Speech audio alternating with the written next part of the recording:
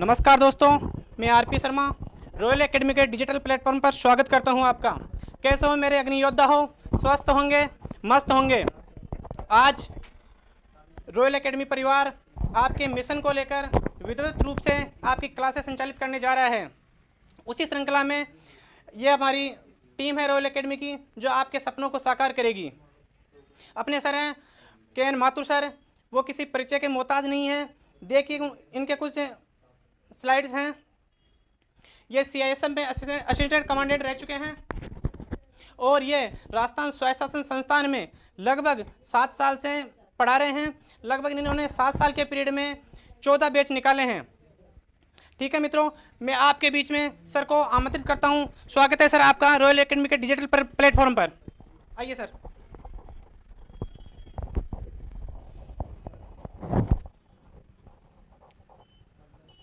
नमस्कार दोस्तों, मैं के एन माथुर,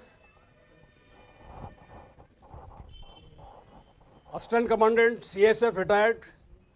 मैं पिछले 7 साल से राजस्थान स्वायत्त शासन संस्थान में फायरमैन को संचालित कर रहा हूँ।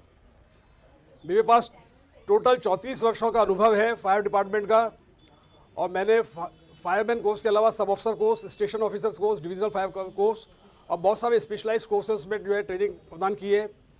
और मैं अभी यहाँ पे रॉयल एकेडमी से जुड़ा हुआ हूँ और मैं आपको रेगुलर पूरे कोर्स का जो है कोर्स सीरीज़ पढ़ाऊँगा। और ये जो कोर्स है ये बहुत ही महत्वपूर्ण है, क्योंकि हज़ारों की संख्या में बच्चे इस पर बैठेंगे और बहुत से लोग बाग जो है इस प्रयास में लगे हुए हैं कि उनका सिलेक्शन हो जाए। लेकिन जब तक आप सही जो है कोर्स को नहीं चुनते हैं, सही फैकल्टी को नहीं चुनते हैं या सही जगह को नहीं चुनते हैं, तो आपका सिलेक्शन होना मुश्किल है। मैं सबसे पहले आपको अपने क्रेडेंशियल्स बताऊंगा कि मैंने कहाँ कहाँ पे क्या क्या चीज़ें की है। तो इसमें सबसे पहले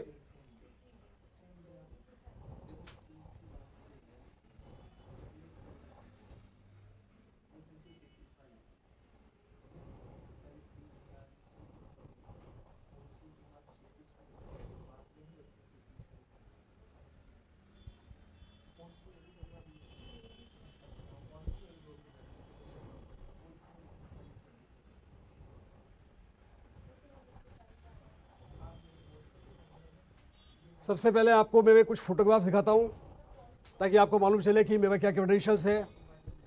मैं CSF में असिस्टेंट कमांडेंट रह चुका हूँ और मुझे जो है भारत सरकार के बहुत सारे मेडल्स मिले हुए हैं। वो मेडल्स भी मैं बताऊँगा अभी आपको।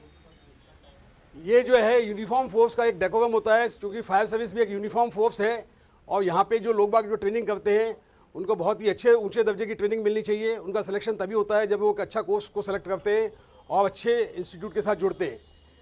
तो अभी मैं आपको, मेरे पास में जो 2 मेडल हैं, मैंने 2092 के अंदर जो है भारत सरकार के राष्ट्रपति द्वारा मेरिटोरियस मेडल, जो 15 साल की सर्विस के बाद में बहुत ही उत्कृष्ट कार्य करने पे मिलता है, वो मुझे मिला है प्रेसिडेंट से, जो कि होम मिनिस्टर मुझे ये मेडल प्रदान कर रहे हैं। इसके बाद में दूसरा जो मेडल है वो होम मिनिस्टर अडवाणी साहब हैं, जो कि मुझे डिस्टिंग्विश फायर सर्विस मेडल का है। ये भारत सरकार के द्वारा दिए जाने वाला सबसे उच्चतम पुरस्कार है जो किसी भी फायर सर्विस पर्सनल को मिलता है। तो मुझे गर्व है कि मैं आपके साथ जुड़कर और जो है इस कोर्स को जो है अच्छे से अच्छा बनाने का प्रयास करूँगा। और ये रेजिंग डे परेड जिसके अंदर कि मुझे ये मेडल मिले थे उसका फोटोग्राफ है। और लास्ट के अंदर जो है मेरे जो मेडल्स हैं, मैं नागपुर फायर कॉलेज से स्टेशन ऑफिसर और इंस्ट्रक्टर कोर्स में गोल्ड मेडलिस्ट हूँ, और सब ऑफिसर कोर्स के अंदर मैं ऑनर्स में हूँ, और डिस्टिंग्विश कोर्स जो है डिविजनल फायर कोर्स है उसमें भी मैं टॉपर हूँ। तो मैं एक बहुत ही उच्च कोटि का अधिकारी, फायर अधिकारी हूँ। और मेरे ख्याल से फायर कोर्स के जितने भी पढ़ाने वाले हैं उनमें इतने हाईली क्वालिफाइड जो है शायद ही कोई ऑफिसर आपको मिलेगा जो ये कोर्सेज को पढ़ा रहा होगा। इसके बाद में मैं आपको जो मेरे सर्टिफिकेट्स हैं वो दिखाऊंगा। 1978 के अंदर मैंने Nagpur fire college, national fire service college Nagpur, जो कि भारत सरकार का कॉलेज है, वहाँ से सब ऑफिसर्स कोर्स किया था 1978 के अंदर। और ये जो कोर्स है वो मैंने ऑनर्स क्लास में किया था, जो कि बहुत ही उच्च कोटि का।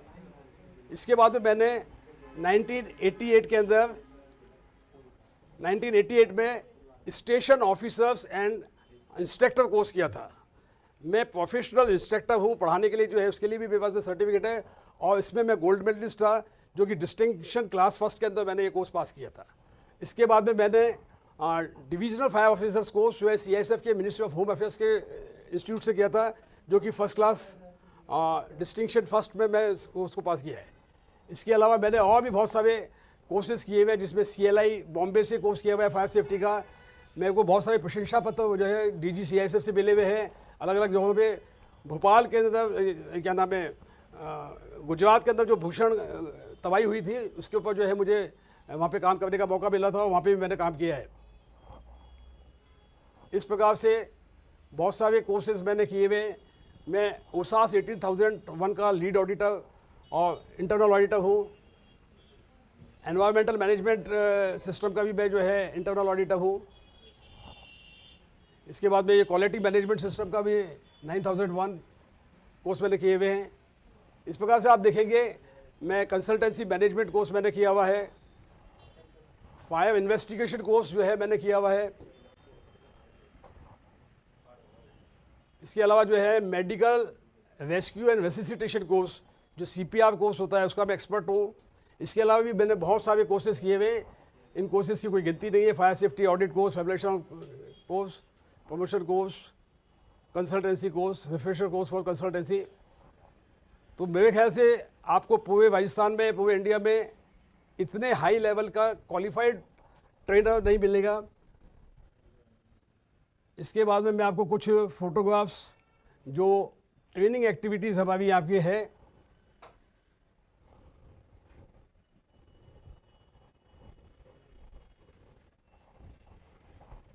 स्टार्टिंग से करते हैं हम लोग।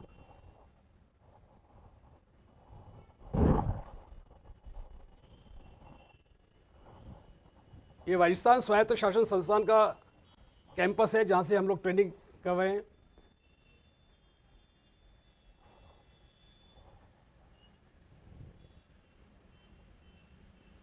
ये हमारा ऑडिटोरियम है, क्लासरूम है, जहाँ पे लेक्चर्स और प्रेजेंटेशंस वगैरह दिखाए जाते हैं। ये डिफरेंट ऑकेजन्स के ऊपर जो हम सेरेमोनियल ड्रिल्स करते हैं, परेड करते हैं।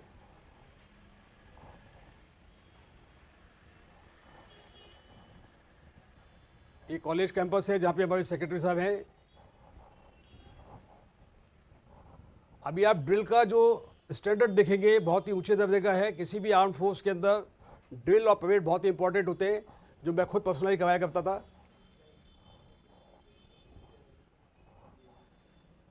फायर एक्सटिंग्विशर ट्रेनिंग,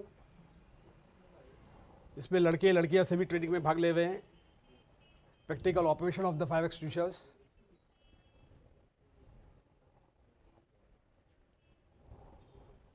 तो कहने का मतलब है कि हम बहुत ही ऊंचे दर्जे की ट्रेनिंग इम्पार्ट करने के लिए जाने जाते हैं।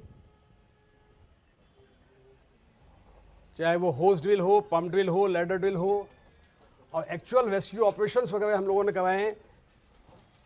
आप देखेंगे कि लैडर के ऊपर लाइव कैजुअलिटी को उतारना बहुत ही जोखिम का काम होता है। ये भी हम अपने बच्चों में इतना कॉन्फिडेंस डालते हैं ताकि वो सीखें इसको। Different rescue operations.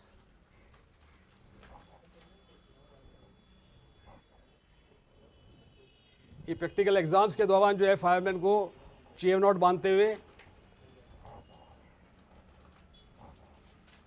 तो आप देखेंगे कि जो है इस प्रकार से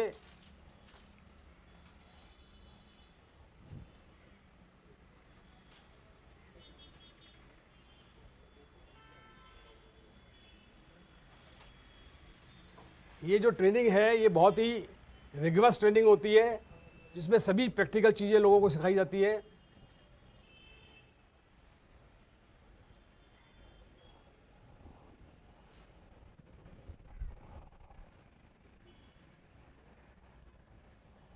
इसके अलावा हम लोग जो है बहुत सारी कॉर्पोरेट ट्रेनिंग्स भी करवाते हैं, जिसके अंदर की जो है मैं स्वयं कट मॉडल की सहायता से जो है फायर एक्सटिंग्विशर्स के अंदर क्या कंस्ट्रक्शन होती है, डिज़ाइन होती है, पार्ट्स होते हैं और किस प्रकार से उसको ऑपरेट किया जाता है, उसमें क्या क्या डिफरेंट पार्ट्स हैं, कार्ट्रिज वगैरह हैं।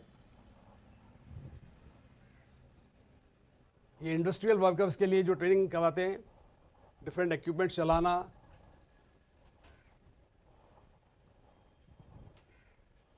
तो इस प्रकार से आप देखेंगे कि ये जो ट्रेनिंग जो मैं यहाँ पे फायरमैन कोर्स के लिए स्टार्ट करने वाला हूँ, जो आपको रॉयल एकेडमी के प्लेटफॉर्म पे मिलेगी ट्रेनिंग, वो मैं स्वयं कराऊंगा और मेरे वीडियोस आपको पूरे सिलेबस से संबंधित मिलते रहेंगे।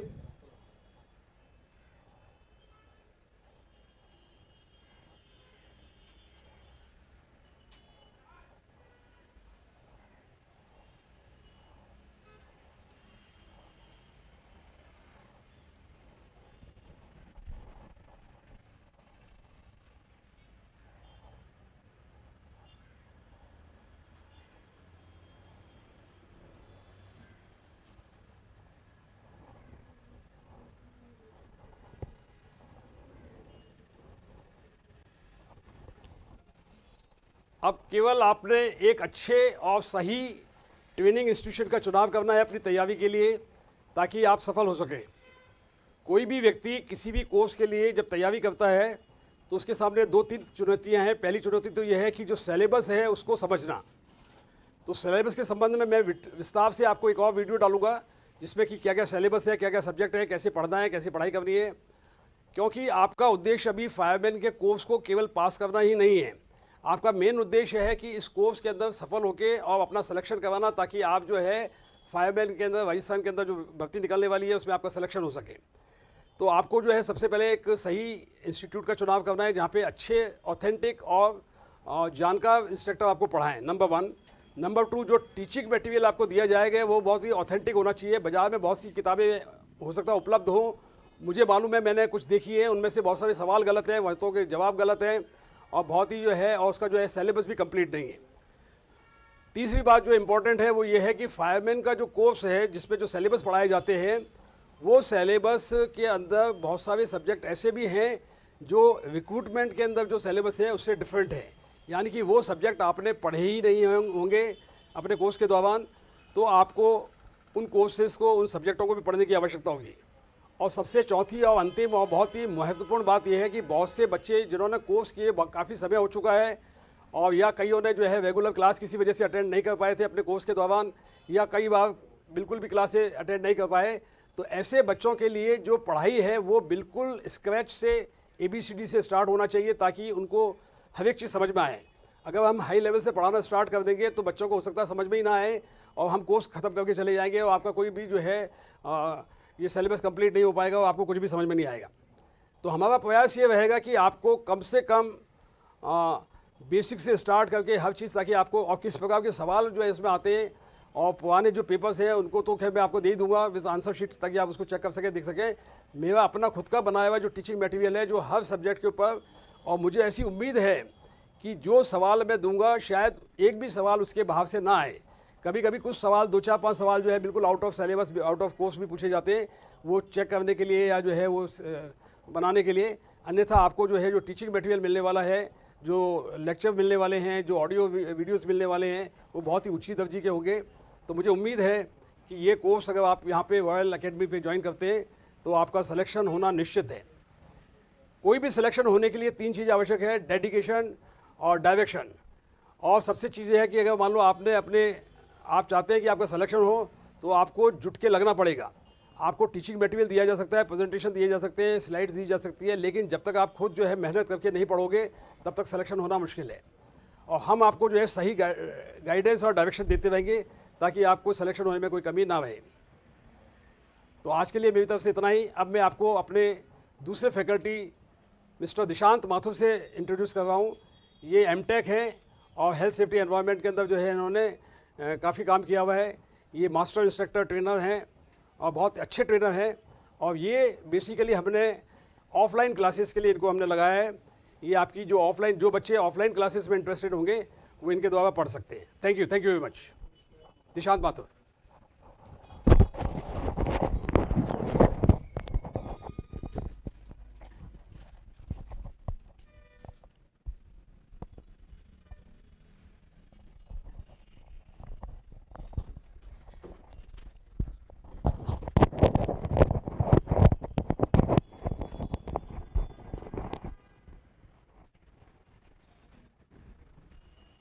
नमस्कार दोस्तों, रॉयल एकेडमी के डिजिटल प्लेटफॉर्म पे मैं दिशांत माथुर आपका स्वागत करता हूं।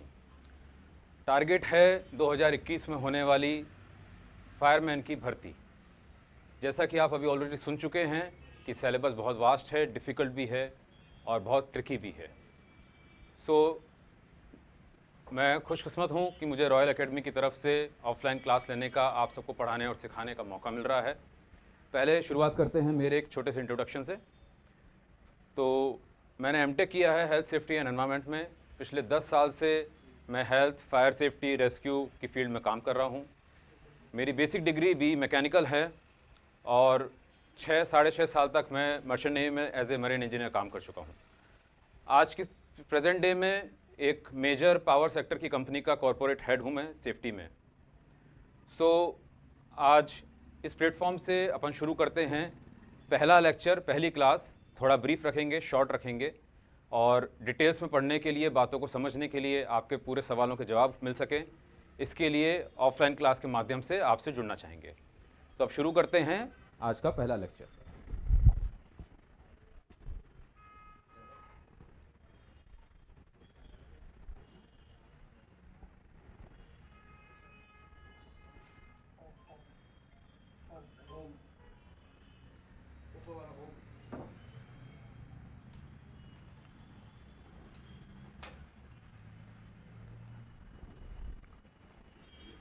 तो फायर फाइटिंग का एक कोर्स है, फायर फाइटिंग की क्लास है। तो शुरुआत फायर के बेसिक्स से होती है।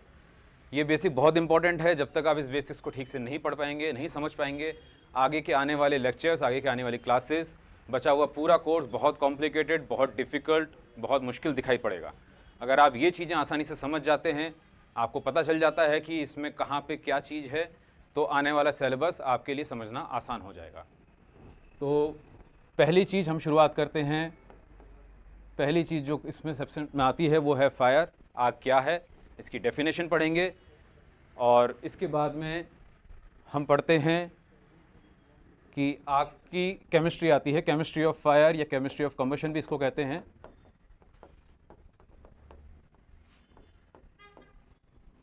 इसके बाद हम पढ़ते हैं आग के फैलने के तरीके, स्प्रेड ऑफ फायर, कि आग कैसे फैलती है। इसके बाद आग को बुझाने के तरीके यानी कि मीन्स ऑफ एक्सटिंग्विशिंग फायर, तो आग बुझाने के तरीके आ जाते हैं। इसके बाद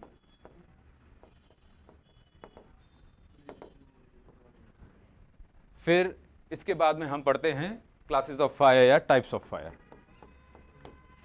ये बहुत ब्रीफ में, बहुत शॉर्ट में मैंने आपका जो फर्स्ट चैप्टर है, फर्स्ट लेक्चर है, इसका इंडेक्स मान लीजिए इसको, ये इसका इंडेक्स जैसा है। तो फायर की डेफिनेशन से स्टार्ट करेंगे कि आग क्या है। सबने देखी है आग, सबको पता होता है कैसी होती है, शब्दों में डालने की बात है। तो जो स्टैंडर्ड डेफिनेशन है वो ये कहती है कि it is a rapid exothermic oxidation reaction. Rapid मतलब तेज, तीव्र गति से होने वाला। ऑक्सीडेशन मतलब जिसमें ऑक्सीजन की सहायता लगे। एक्सोथर्मिक का मतलब जिसमें अधिक हीट या अधिक ऊष्मा पैदा हो। तो इस तरह की एक रिएक्शन है। रिएक्शन मतलब क्रिया। तो एक तीव्र गति से होने वाला, ज़्यादा ऊष्मा देने वाला और ऑक्सीजन जिसमें लगे, इस प्रकार की एक क्रिया है जो आग होती है। देखी सबने है। इसमें बची हुई 2-3 चीज़ें और जोड़ दीजिए आप कि ईंधन की खपत होती है, ऊष्मा ज़्यादा निकलती है, रोशनी होती है, फ्लेम्स दिखते हैं, धुआं उठता है।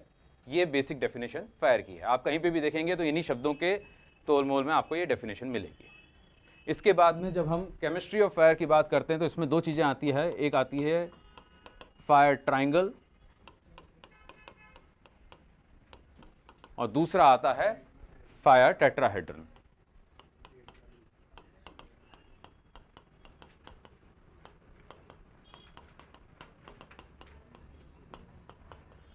ट्राइंगल मतलब त्रिकोण जिसमें 3 भुजाएं हों। टेट्राहेड्रन मतलब, टेट्रा कहते हैं 4, तो जिसमें 4 भुजाएं हों। इसका शेप आप कैसा भी बना सकते हैं। आप ऐसा बना लीजिए, आप चौकोर बना लीजिए, एक ही बात है, कोई फर्क नहीं पड़ता। तो फायर ट्रायंगल क्यों होता है, क्या होता है? फायर ट्रायंगल एक शॉर्टकट समझ सकते हैं इसको, आग को समझाने का एक तरीका है। तो कोई भी आग हो, किसी भी चीज़ में लग रही हो, कैसी भी हो, इसमें 3 चीज़ें होती है। सबसे पहले तो कुछ जलना चाहिए तभी आग होगी, तो एक चीज़ है फ्यूल यानी कि ईंधन। दूसरी चीज़ हीट चाहिए, क्योंकि जब चीज़ जलती है तो उसको कुछ तापमान तक आना पड़ता है, उसके बाद ही वो चीज़ जलना शुरू होती है, तो आपको हीट चाहिए। और तीसरी चीज़ ऑक्सीजन की आवश्यकता है। तो इसको हम कहते हैं फायर ट्रायंगल। एग्जाम में फायर ट्रायंगल से रिलेटेड खूब सारे सवाल आते हैं, 2 साइड बता देते हैं, तीसरी साइड पूछ लेते हैं। ये पूछा जाता है कि फायर ट्रायंगल के 3 जो बाजुएं हैं इनमें क्या क्या होते हैं, इस तरह के सवाल आते हैं। अब ये 3 चीज़ें मिलके आग बनाते हैं। एक दूसरी इसकी एक थोड़ी सी आगे जो एक थ्योरी है वो ये है कि आग के लिए सिर्फ ये 3 चीज़ें नहीं चाहिए, एक और चीज़ चाहिए जिसे हम कहते हैं चेन रिएक्शन। चेन रिएक्शन मतलब ये जो तीनों का मेल है ये आगे बढ़ते रहना चाहिए, तभी आग आगे बढ़ेगी। तो फायर टेट्राहेड्रन में 3 पक्ष तो यही हो गए, फ्यूल, हीट और ऑक्सीजन। चौथा जो है इसका नाम है चेन रिएक्शन।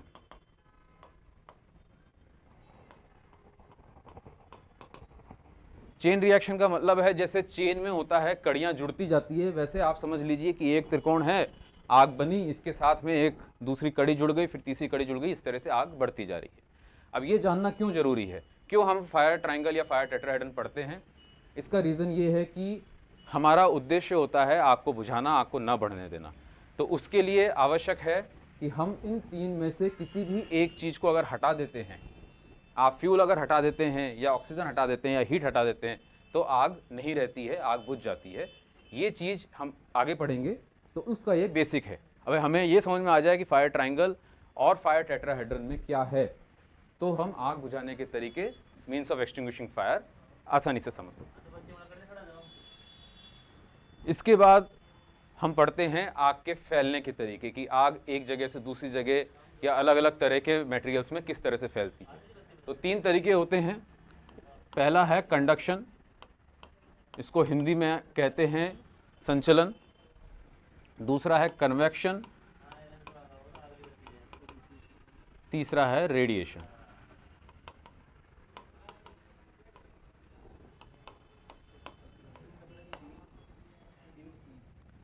कंडक्शन किताबों में आप पढ़ेंगे, उसमें लिखा है संचलन।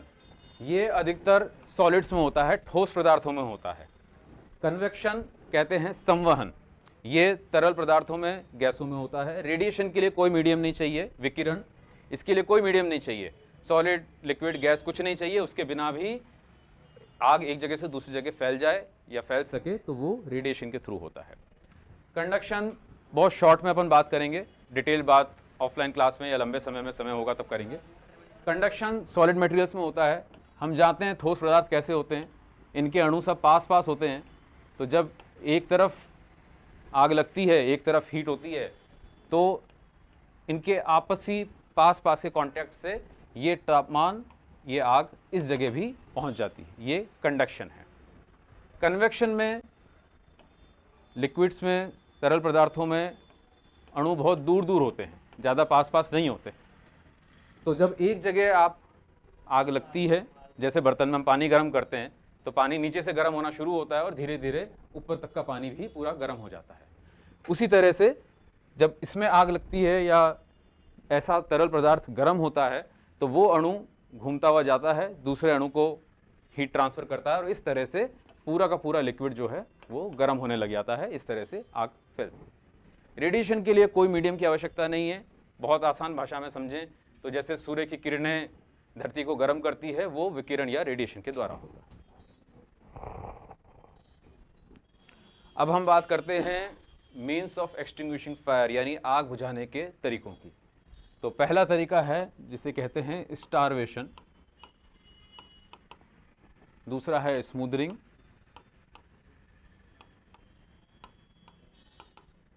और तीसरा है कूलिंग।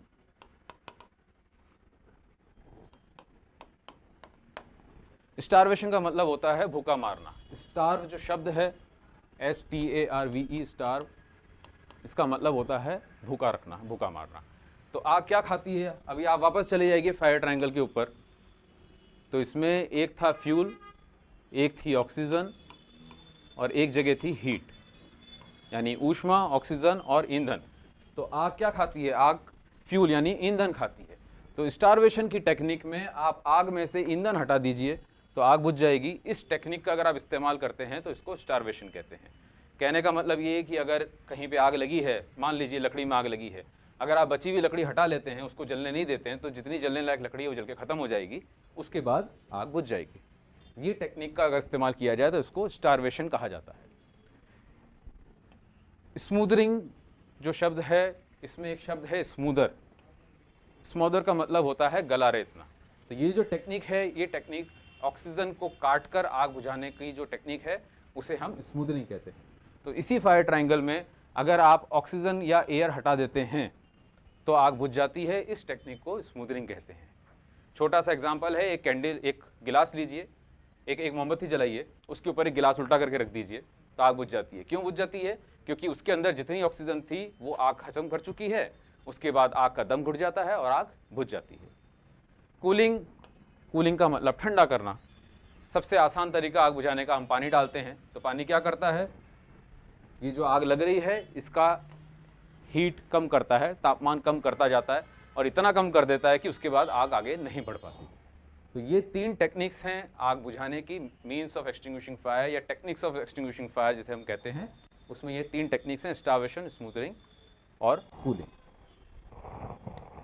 नेक्स्ट हम बात करेंगे क्लासिफिकेशन ऑफ फायर की, टाइप्स ऑफ फायर की। ये पढ़ना, ये जानना बहुत ज़रूरी है क्योंकि इसके पहले जो दोनों चीज़ें हमने पढ़ी, यानी मीन्स ऑफ एक्सटिंग्विशिंग फायर और मीन्स ऑफ स्प्रेडिंग फायर, वो दोनों इससे कनेक्टेड हैं।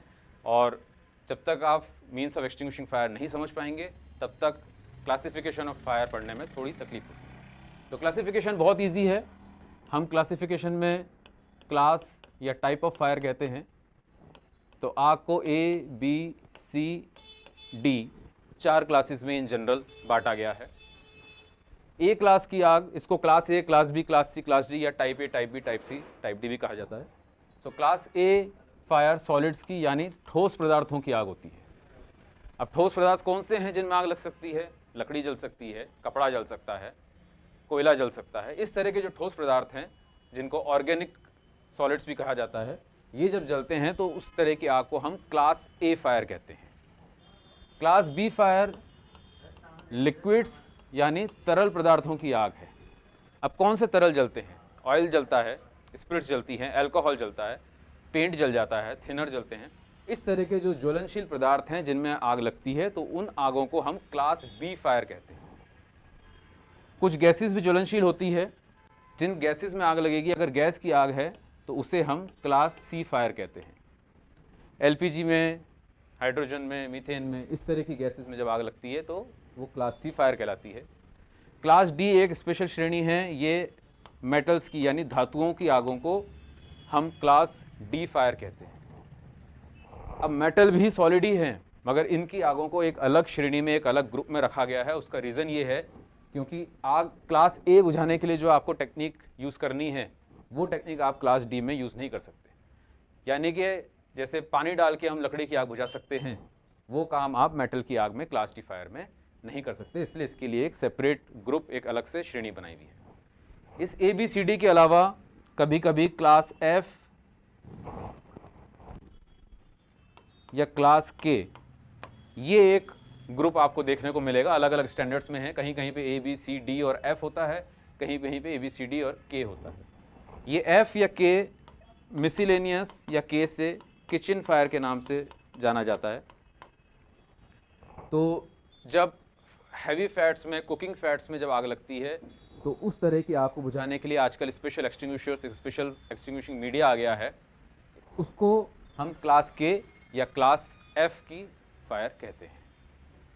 अब इसके बाद में हम पढ़ेंगे कि क्लास ए, बी, सी और डी के लिए एक्सटिंग्विशिंग मीडिया कौन सा यूज़ किया जाता है। अधिकतर सॉलिड्स के लिए, क्लास ए सॉलिड्स के लिए पानी सबसे अच्छा उपाय होता है। क्लास बी के लिए, लिक्विड्स के लिए हम फोम या ड्राई केमिकल पाउडर या ABC kind of extinguishers use करते हैं। क्लास सी फायर्स के लिए अधिकतर DCP एक्सटिंग्विशर यूज़ होते हैं। मेटल्स के लिए dry chemical powder extinguishers use होते हैं। और क्लास के लिए क्लास एफ एक्सटिंग्विशर्स आने लग गए हैं। इनको वेट केमिकल्स भी कहा जाता है। वेट केमिकल एक्सटिंग्विशर के नाम से भी फायर एक्सटिंग्विशर्स आ रहे हैं। अब आप में से जिसने पहले फायरमैन कोर्स किया हुआ है, जिसने पहले से कुछ पढ़ाई करी है, उसे ये सेकंड वाला पार्ट थोड़ा बहुत समझ में आ रहा होगा। जिन्होंने अभी तक नहीं पढ़ा है, जिनके अभी भी बेसिक्स वीक हैं, उनको ये वाला पोर्शन ज़्यादा समझ में नहीं आएगा। तो मैं रिक्वेस्ट करता हूँ आप सबसे कि ये जो क्लास है इसको डिटेल में पढ़ें। आगे पढ़ने के लिए हम आपसे जुड़ेंगे। ऑफलाइन की क्लास अगले हफ्ते से नोटिफिकेशन निकलेगा और फरवरी फर्स्ट वीक से क्लासेस चालू करेंगे। मैं दिशान माथुर ये क्लास लूँगा आपके लिए। ये बहुत बेसिक छोटी सी क्लास है। तो उम्मीद करते हैं कि आपसे ऑफलाइन क्लासेस में मुलाकात होगी। Thank you.